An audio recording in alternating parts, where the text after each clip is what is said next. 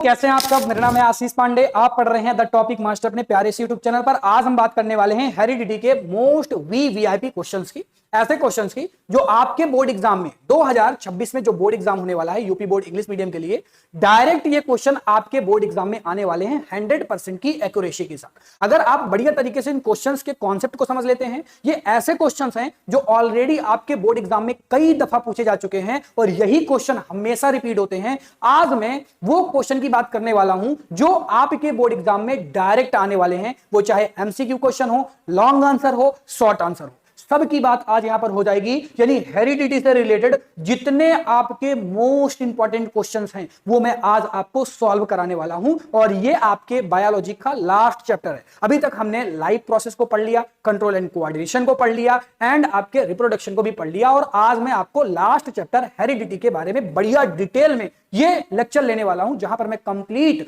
Most important questions को solve करवा दूंगा। आइए बात करते हैं। सबसे पहले हम बात करेंगे एमसीक्यू क्वेश्चनों की। बहुत ही सिंपल से क्वेश्चंस हैं, कुछ कॉन्सेप्ट हैं, अगर आप सीख लेते हैं तो यही क्वेश्चन एज इट आपके बोर्ड एग्जाम में भी आएंगे, क्योंकि कॉन्सेप्ट कभी नहीं बदलता। क्वेश्चन हमेशा सिमिलर बनते हैं, थोड़ा सा डाटा चेंज हो जाता है, लैंग्वेज चेंज हो जाती है, आंसर सबका सेम रहता है। कॉन्सेप्ट सीख लोगे, जिंदगी में लाइफ में कभी भी आपको कोई प्रॉब्लम नहीं होगी। आइए बात करते हैं सबसे पहले एमसीक्यू क्वेश्चन की। पूछा गया which pair of sex chromosome will determine a male, यानी मेल को आप किस तरह से रिप्रेजेंट करते हैं। तो भाई मेल को कैसे आप रिप्रेजेंट करते हैं, देख बहुत ही सिंपल सा तरीका। मेल कैसे रिप्रेजेंट करते हैं, मेल को आप रिप्रेजेंट करते हैं कैसे, एक्स और वाई से। जबकि अगर फीमेल पूछ लेता तो आप कहते हैं एक्स और एक्स से रिप्रेजेंट करते हैं। तो ऑप्शन कौन सा करेक्ट हो जाएगा, ऑप्शन करेक्ट हो जाएगा पहला कैसे करेक्ट हो जाएगा, तो फीमेल के लिए ऑप्शन करेक्ट हो जाएगा option number D, X and Y. X और वाई आपका मेल के लिए होता है और फीमेल के लिए एक्स और एक्स होता है, क्योंकि फीमेल के पास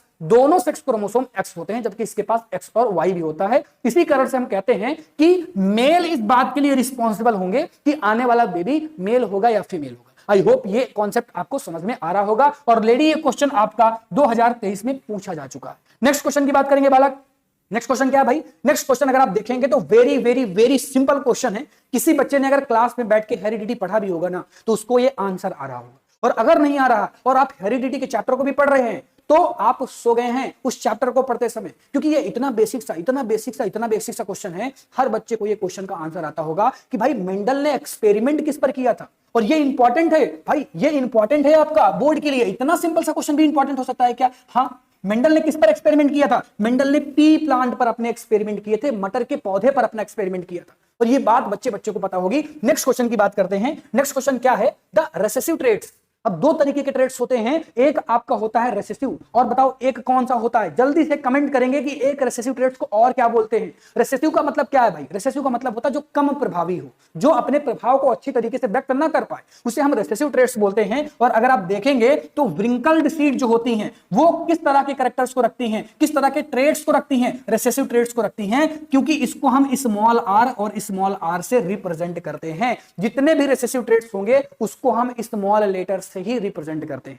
देन नेक्स्ट क्वेश्चन की तरफ मूव करेंगे। नेक्स्ट क्वेश्चन क्या है, बहुत ही प्यारा सा क्वेश्चन। और देखिए क्वेश्चन ना बहुत इंपॉर्टेंट है, वेरी इंपॉर्टेंट है। ये आप ना वेरी इंपॉर्टेंट में रख सकते हैं। क्यों? क्योंकि अगर मैं टीचर होता ना, अगर वैसे तो टीचर हुई, अगर मैं क्वेश्चन पेपर बना रहा होता ना आपका, तो मैं ये क्वेश्चन जरूर रखता है हेरिडिटी में, क्योंकि ये इतना प्यारा सा क्वेश्चन है कि जो बच्चा ना थोड़ा सा कॉमन सेंस यूज करेगा उसी का सही होगा, बाकी सबका गलत हो जाएगा। और ऐसे क्वेश्चन हमेशा बोर्ड एग्जाम में रखने चाहिए, क्योंकि थोड़ा सा तो कॉमन सेंस लगा हुआ है। डायरेक्ट क्वेश्चन पूछ रहा है भाई कि मेंडल ने एक्सपेरिमेंट किस पर किया था। भाई पी प्लांट किसको नहीं पता, सबको पता होगा, बच्चे को पता होगा। इसमें थोड़ा सा कॉमन सेंस लगेगा। देख बच्चा क्या सोचेगा, बच्चा सोचेगा कि भाई एक्सपेरिमेंट दिया हुआ है पी प्लांट के ऊपर, और यहां पर पहला पी प्लांट जो है वो टॉल है, यानी कैपिटल टी वाला है, दूसरा आपका स्मॉल है, स्मॉल टी वाला हो जाएगा, और इन दोनों का F1 जनरेशन जो आ जाएगा कैपिटल टी स्मॉल टी आ जाएगा। पूछा है कि F2 जनरेशन रेशियो बताना है, तो इनका रेशियो जो हो जाएगा कैपिटल टी स्मॉल टी और स्मॉल टी, जो इसका रेशियो आता है 1:2:1। और बच्चा कहता है कि सर ये पहला वाला ऑप्शन सही हो जाएगा, और बढ़िया खुश हो जाता है, अरे यार बढ़िया सिंपल सा क्वेश्चन मिल गया, ये तो मुझे आता ही था। लेकिन बालक तूने क्वेश्चन अच्छी तरीके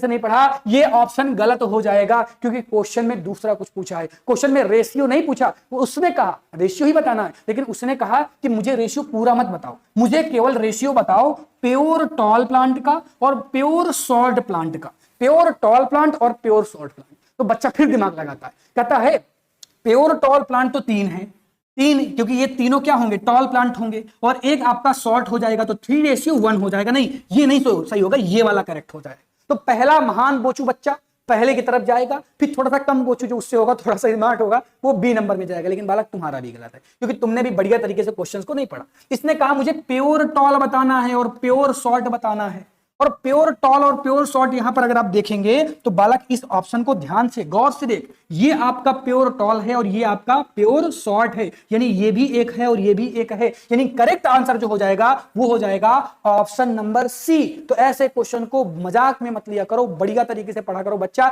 तभी ऐसे क्वेश्चंस आपके सही होंगे, नहीं तो सब गलत करके चले आ जाओगे और नंबर बहुत बढ़िया तरीके से कट जाते हैं। और मैं आपको बता दूं कि आपका जो बायोलॉजी पोर्शन है उससे जो आपके एमसीक्यू है ना, जैसे टोटल कितने एमसीक्यू पूछे जाते हैं भाई, टोटल कितने एमसीक्यू पूछे जाते हैं साइंस में, टोटल आपके 20 एमसीक्यू पूछे जाते हैं, और इन 20 में से मैक्सिमम एमसीक्यू आपके बायोलॉजी से पूछे जाते हैं, याद रखिएगा इस चीज को।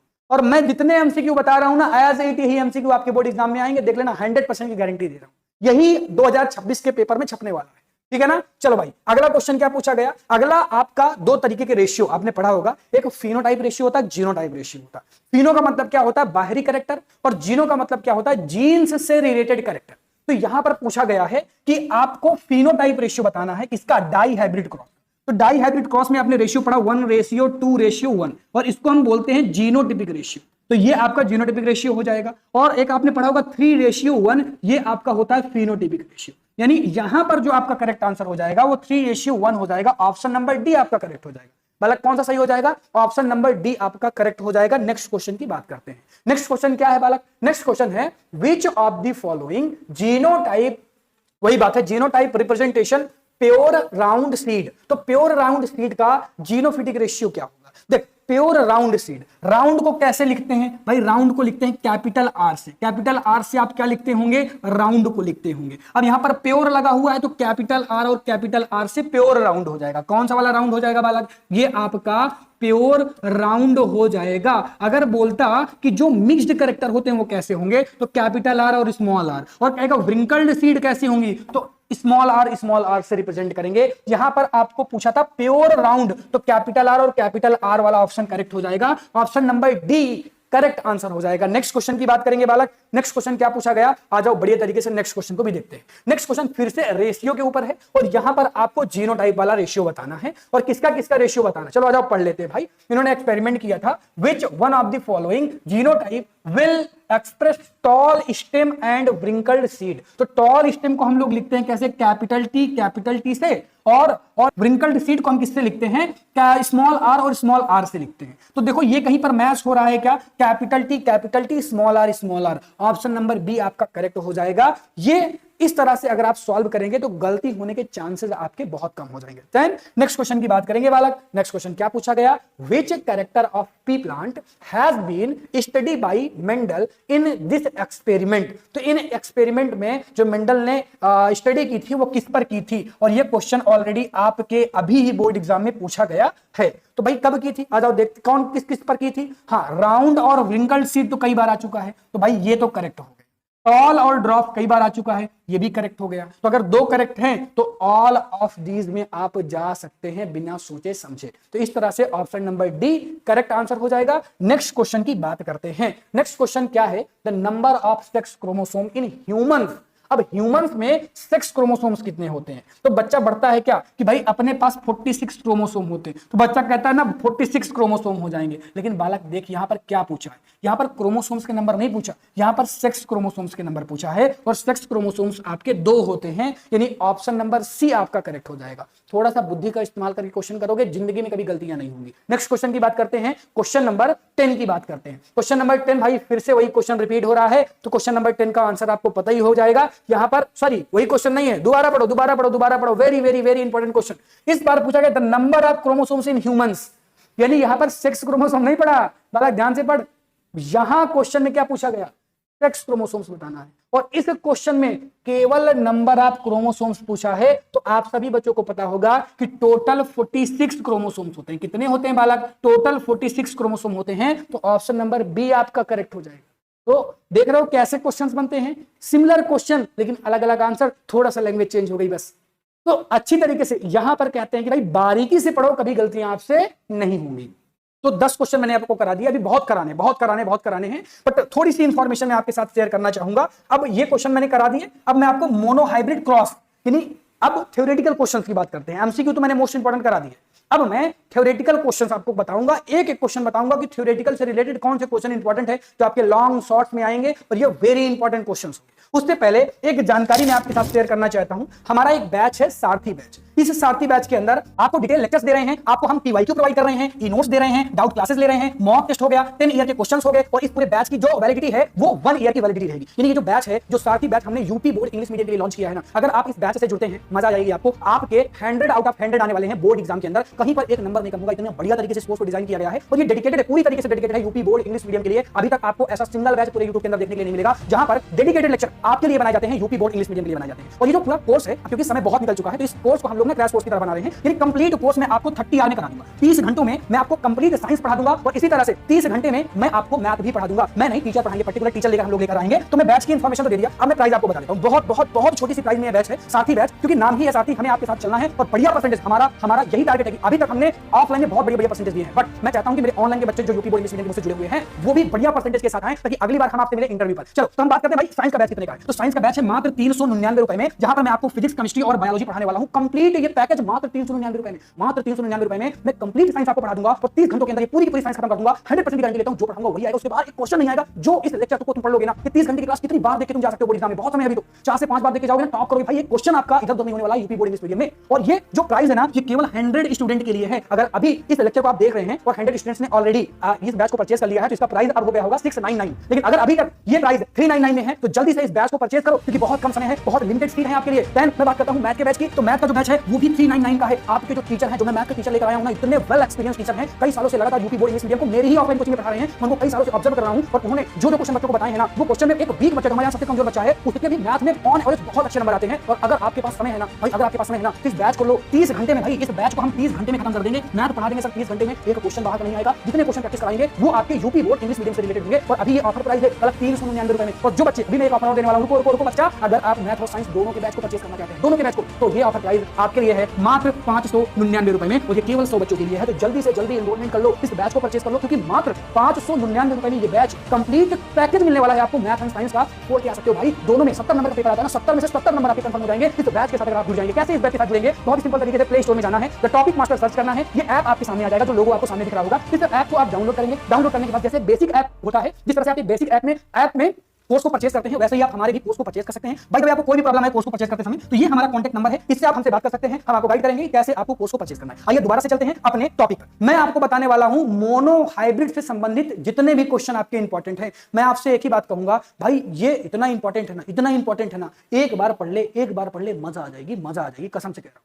क्यों? क्योंकि मोनो हाइब्रिड बड़ा सिंपल है, बहुत सिंपल सा टॉपिक है। और अगर अभी तक आपने हेरिडिटी पढ़ा ही नहीं है, तो मैंने वन शॉट आपके लिए फ्री में अपलोड कर रखा है, वहां से जाकर आप वन शॉट भी देख सकते हैं। ये मोनो हाइब्रिड पढ़ के चले जाना, मजा आएगी। क्यों? क्योंकि भाई इससे आपका क्वेश्चन ना हर साल फिक्स्ड होता है। मैं क्यों कह रहा हूं भाई? क्योंकि फिक्स्ड होता है। आप देख ले, आपके सामने है ये क्वेश्चन आपके सामने है, अलग अलग लैंग्वेज है, लेकिन यही क्वेश्चन 2018 में पूछा गया, 14 में पूछा गया, 16-17 में पूछा गया, 16-17 के बाद 15 और 20 में पूछा गया, 14-18-22 में पूछा गया, और 20-22-23-24 और 18 में पूछा गया। यानी हम कह सकते हैं कि मोनो हाइब्रिड क्रॉस से एक क्वेश्चन आपके 2026 के बोर्ड एग्जाम में पूछा जाने वाला है। 100% के रेशियो के साथ ये क्वेश्चन आपके बोर्ड एग्जाम में आएगा, 100% फिक्स है। कैसे लिखना है, क्या करना है, कैसी चीजें चलेंगी, ये सारी इंफॉर्मेशन आपको बैच के अंदर बहुत बढ़िया तरीके से बताई जा रही है। तो जिन बच्चों ने बैच अभी तक नहीं परचेज किया, बैच से जुड़ो यार। 600 रुपए कुछ नहीं होता बालक, आप रफ कॉपी लिख के फेंक देते हैं उतने की, और 600 रुपए में कंप्लीट ईयर का पैकेज मिल रहा है। अभी आपके पास बहुत समय है। यूपी बोर्ड इंग्लिश मीडियम के बच्चों, आपका इतिहास बदल जाएगा अगर एक बार बैच को ले लोगे। क्यों? क्योंकि आप जो पढ़ रहे हैं ना, मैं देख रहा हूं, मैं खुद देख रहा हूं, मैं एज ए टीचर भाई काम कर रहा हूं, ऑफलाइन में भी काम कर रहा हूं, तो मैं देखता हूं यार यूपी बोर्ड इंग्लिश मीडियम का बच्चा सीबीएसई के साथ बैठा हुआ है, 10 बच्चे सीबीएसई वाले और 2 बच्चे यूपी बोर्ड इंग्लिश मीडियम वाले।